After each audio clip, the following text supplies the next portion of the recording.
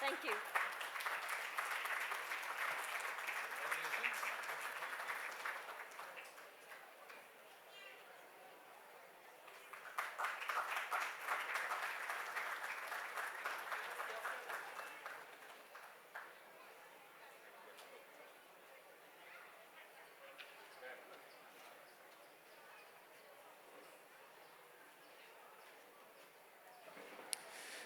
So this is a fat book. Um, it's intimidating, but I assure you that this last place where I've got my bookmarks, the rest are all notes. So it's not such a fat book. You can certainly read it. Aparajith, before we start, I wanted to first congratulations. I wanted to just give you a little time to sort of speak about how you wrote the book. It's a biography, and I think that in all biographies, biographers want to get sort of into the skin of the subject. And the way to do that typically would be to talk about the family and all of that other stuff. But unfortunately, Vishweshwaraya is not very helpful because he, as you say, he gets married 3 times. Third time was not lucky, and then very early in his life, he just gives this whole thing up and then focuses on his work. Not very helpful to give color and get under the skin. So just a little bit on how you tackle that as a biographer and how you got all that color in his life, because it's a fabulous book. I think for all of us in the audience who think we know Vishweshwaraya, we only know 1x of what he is, and the book actually talks about the other 3 times. But why don't you just start with a brief overview of that? Thank you so much, Rahul. It's a pleasure to be here. And before I answer your question, I just want to say thanks to a few people. It's an incredible honor to be receiving this prize today. It's not something I ever dreamt of. And I'm really thankful to the New India Foundation and to the jury, because they didn't have an easy time reading a fat book here, but also they plowed through a lot of excellent scholarships, so many other books. And I want to congratulate all my fellow authors for their erudition, their moral courage, their commitment to nuance and research.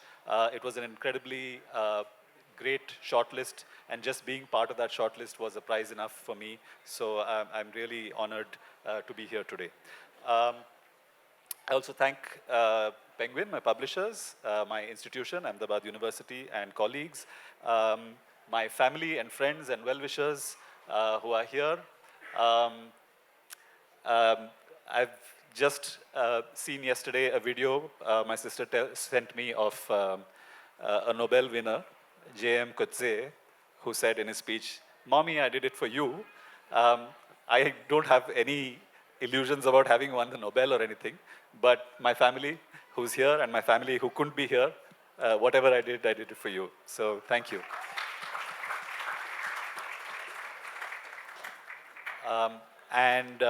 Finally, my thanks to M. Vishweshwaraya, because nobody could have hoped for a better, meatier, more interesting subject to spend so many years with. So with that, I'll get into the conversation. So thank you, Rahul. It's such a key question for any biographer. I didn't train to be a biographer. I didn't think of myself as a biographer. I think of myself primarily as a writer on the history of science and tech. My first book was a more academic sort of treatise.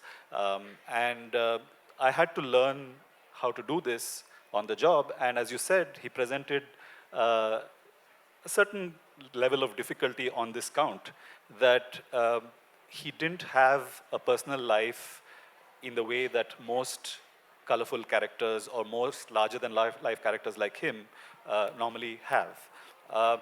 That's because, as you said, very sadly, he was widowed twice in his 20s, and his third wife, he was separated from his third wife.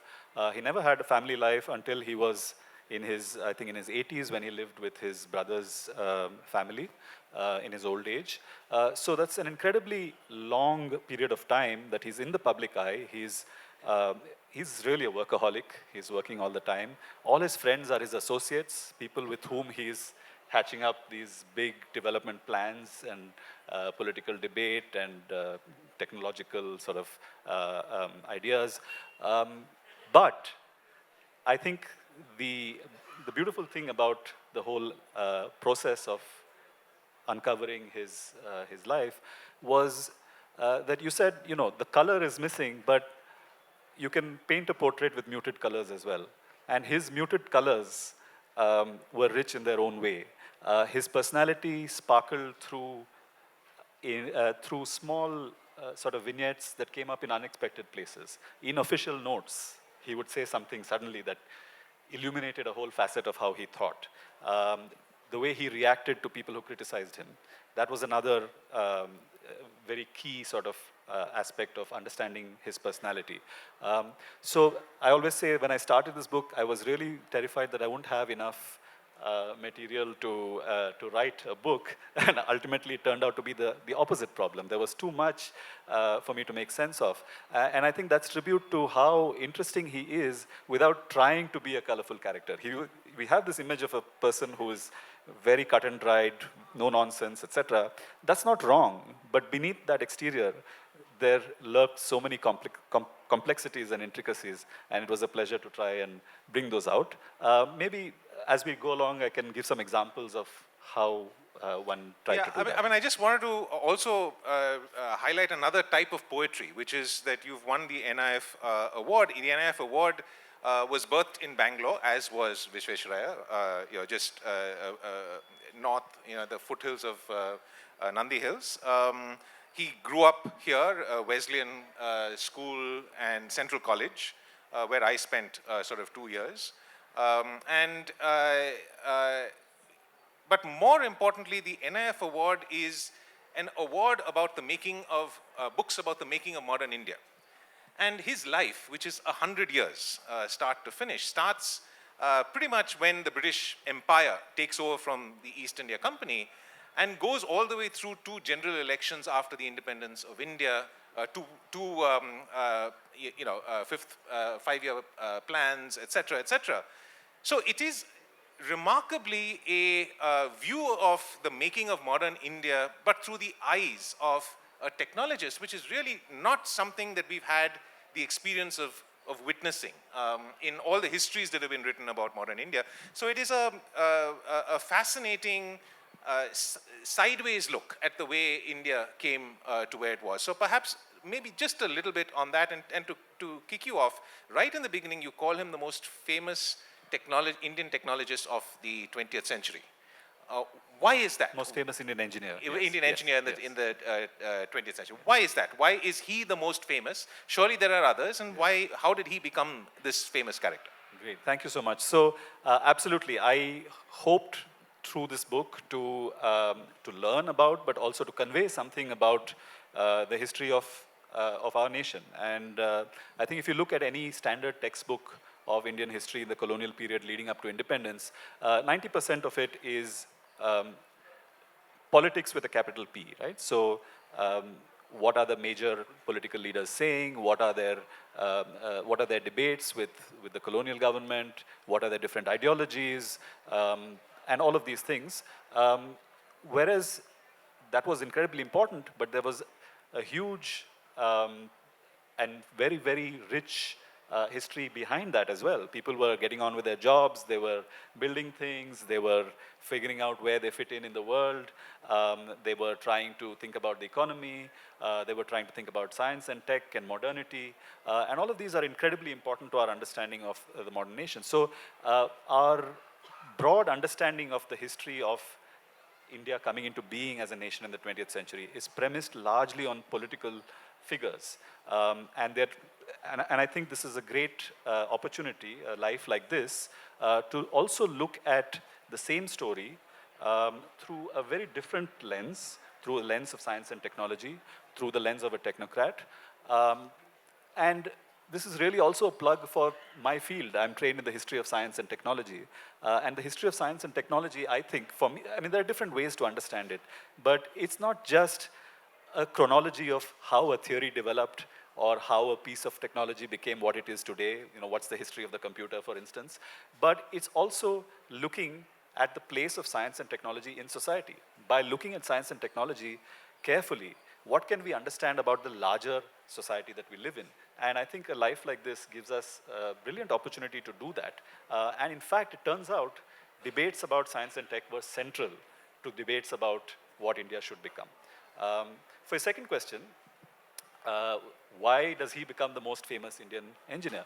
And this, in fact, was one of the driving questions for me in trying to understand this, because there was no doubt in my mind, and I'm sure there's no doubt in your minds, that if anyone had to name one famous Indian engineer of 20th century, especially the early 20th century, it would be M. Visvesvaraya.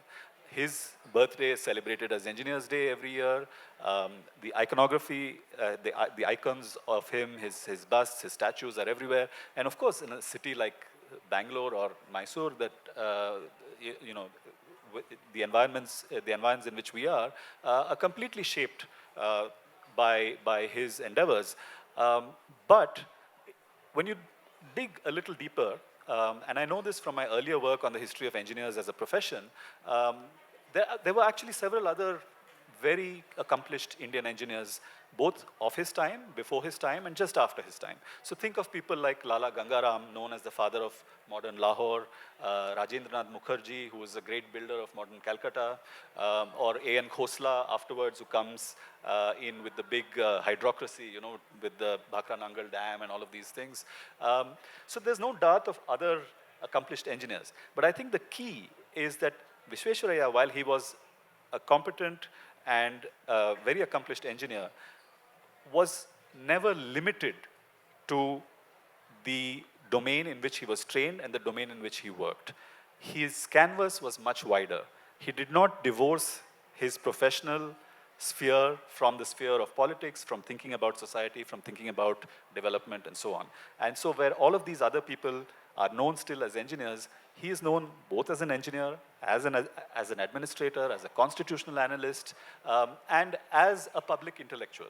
And so I think he inaugurates a very important trend. For better or worse, there are pluses and minuses, an important trend in the public life of India where technocrats take center stage. So the other thing that I mean, as you said, if you walk around Bangalore, in fact, even just here, you'll see his statue all over the place. And so I associated him very deeply with Bangalore, with Karnataka, with the state of Mysore. But he actually starts off in Pune and in Maharashtra, and then he goes on and does some remarkable work in Hyderabad. This, in a sense, by the way, this book is split into 3 parts, and this is only the first part where he does these remarkable pieces of engineering in the state of Maharashtra and the state of in Hyderabad. So can you just very quickly talk about that side of him, because I think that's the plain vanilla engineer, and it's much more interesting to read about the how he brings engineering to the other things. But we, I guess, got to check the box and go through these big things that he does in these 2 states. No, I think, thank you for asking that. I think it's more than checking the box. I think the argument I'm making is that it's key to understand Visvesvaraya's career as an engineer, to understand everything else he does. And it's a paradox. I just said that he's the most famous Indian engineer. His birthday is celebrated as Engineers Day. But if you look at most popular accounts of his life, they skip over his entire career, 25 years as a PWD engineer in Bombay Presidency, in a few pages or in a chapter, or it's just like the prelude to the real stuff when he becomes Diwan of Mysore and then he becomes a public figure elsewhere. And I think then we miss the true answers or the true sort of keys to understanding the persona. So what makes him the intellectual that he is? What makes him have the vision that he has? And I think we need to pay attention to the engineering side of his career. And so I try very hard in the book to do that, especially in the early chapters, to talk about the 25 years he spent in the Bombay Presidency. Lived in Pune, Pune then for many, many years, went to places like Dhulia, Sindh, Dhulia is now Dhule, Bijapur, you name it. Water supply systems, irrigation systems, maintaining large dams. He was in charge of the Neera Canal in Pune district for a long time. He brings in an innovative system of water distribution, which, by the way, indirectly kickstarts what's become the sugar belt of Maharashtra today. And he also serves as sanitary engineer to the Bombay presidency. So we all have piped water supply in our house today and houses, and we take it for granted. And of course, he was not by no means an individual who brought it in, but that was the era when these big reservoirs connected to households through pipes was becoming de rigueur in terms of water supply systems. What possessed a princely state and its cadre of Indian engineers to undertake it? The answer is a complex one, but Vishveshwaraya is at its center. Can I ask you to give me the answer very briefly? Yeah, so the answer is that, as you said, Vishveshwaraya is at the center of it. There is a larger climate where people are talking about these kinds of things. So for several, actually if you take any big project, whether it's physical infrastructure or even some kind of administrative innovation, you know, when we dig deeper, we always find that nothing that is so significant comes into being overnight. Usually there have been debates and thoughts about it for several years and even decades before. So it was with what became the Krishnarajasagar Dam. The idea of a reservoir on the Kaveri actually exists from the time of Tipu Sultan. There's a tablet that has been found with an inscription that he meant to do something of that kind. It didn't work out, but ultimately then from the late 19th century, the British are debating it. In the early 20th century, an engineer named Bernard Dawes, a military engineer from a British engineer, actually draws up a plan for it. But he dies in a tragic accident. And it's just after that that Vishveshwaraya comes in as chief engineer in Mysore, princely state of Mysore.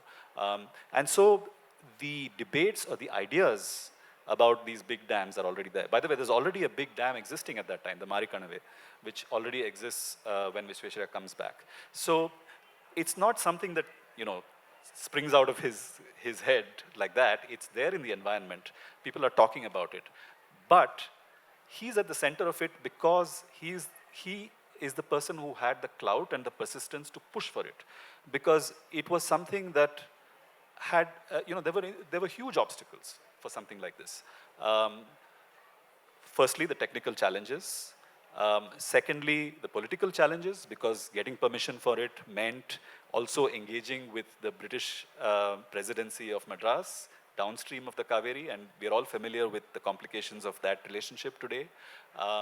It also meant getting the buy-in of other people in the Mysore government, who, for very valid reasons, questioned whether this was a sensible investment. It was a huge capital investment for its time.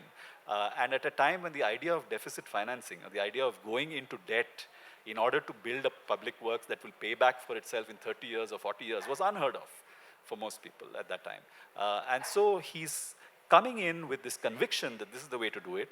And this is coming partly from his schooling in the public works bureaucracy of Bombay, but partly also from his incredible interest in international trends. And he travels of his own accord.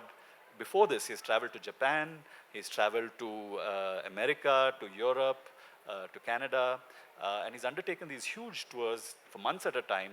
He's viewed the Aswan Dam in Egypt.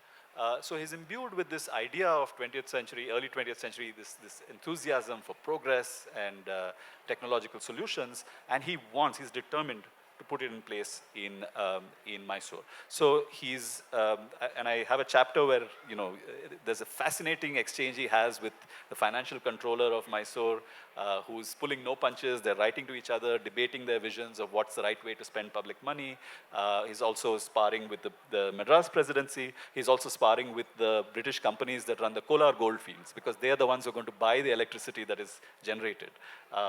And so this idea of a multi-purpose irrigation cum electricity generation reservoir is, you know, something that we associate in world history with something like the TVA, the Tennessee Valley Authority, but that comes decades later.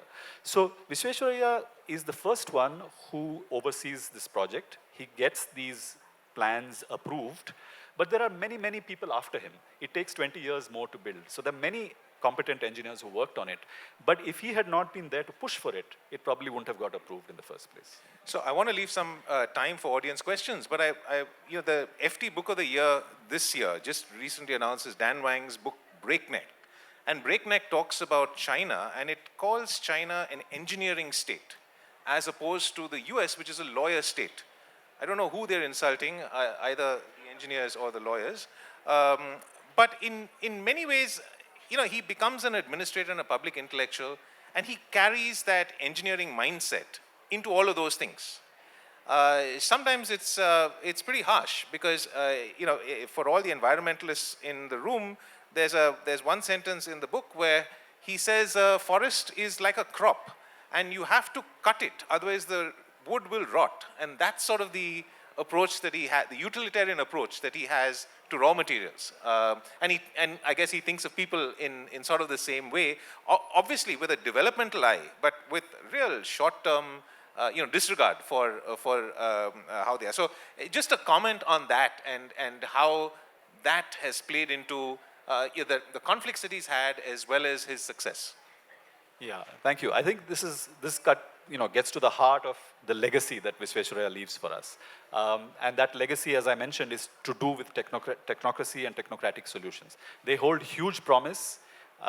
They are absolutely essential if we are to address the pressing problems of education, of material prosperity, of poverty, etc. But they are not a magic bullet. You cannot use science and technology to solve problems without getting into the messiness of political debate, without understanding who are the winners and losers in any particular solution. What makes people tick, right? What motivates them? So and I think this is pertinent to today. So and I have a section at the end when I talk about the kind of two personas within Visvesvaraya. The Democrat, he is deeply democratic. He's reared on the liberal constitutionalist principles of his great friends from his Pune days, M.G. Ranade and G.K. Gokhale. On the other hand, the technocrat. So these two are struggling within him.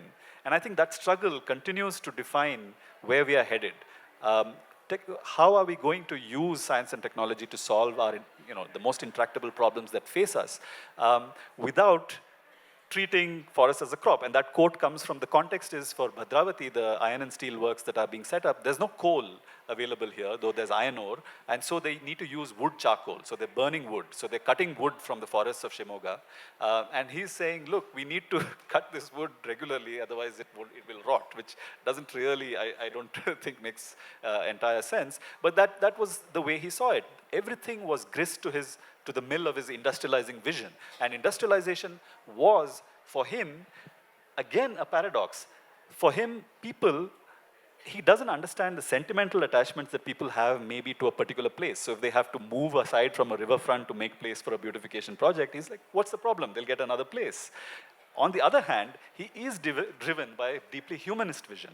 And that comes from his he's utterly appalled by the poverty and the illiteracy that he sees around him. And everything that he's doing in his vision is designed to contribute to that larger vision of industrialization, greater material prosperity, and a dignified life for the masses. He's not interested in questions of cultural chauvinism, of jingoism, of superior culture, of who came first, of the afterlife. He's interested in giving a good, healthy, not even prosperous, but a decent life to the maximum number of people. Maybe we can have one or two questions. If you can raise your hand. There's a question out there. Can we get a mic there?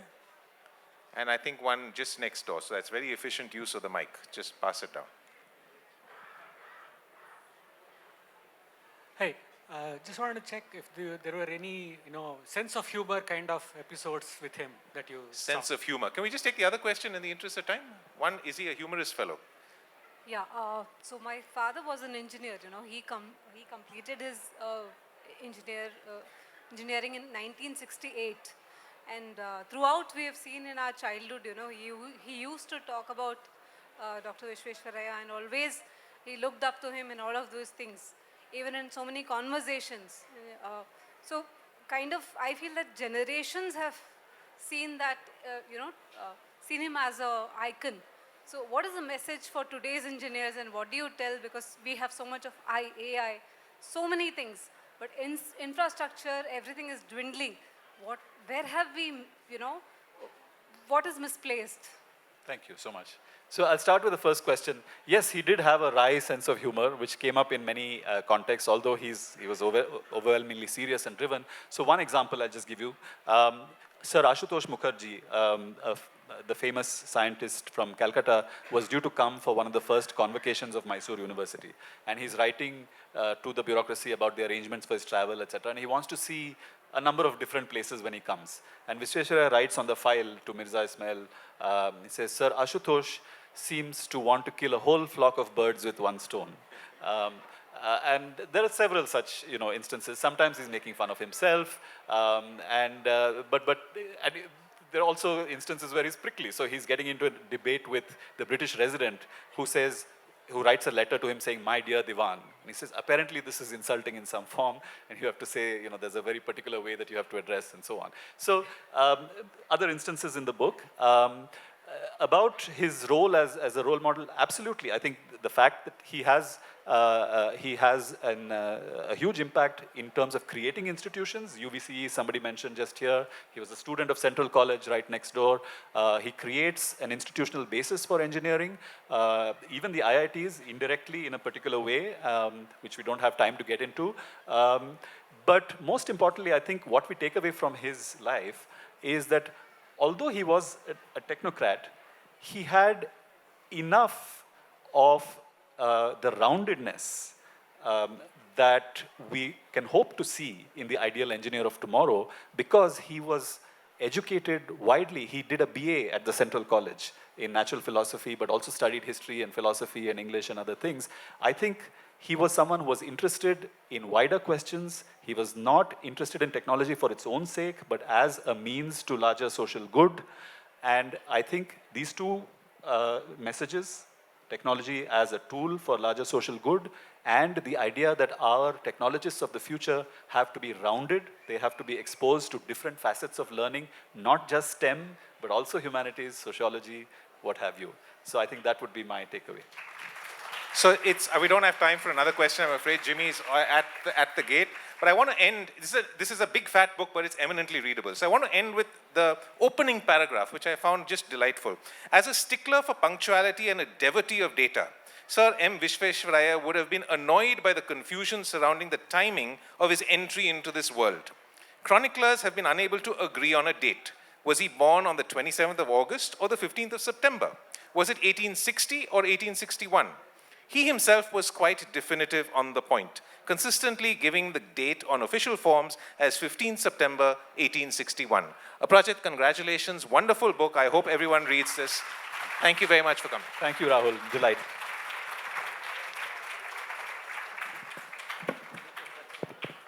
Can we congratulate him for his award again, please?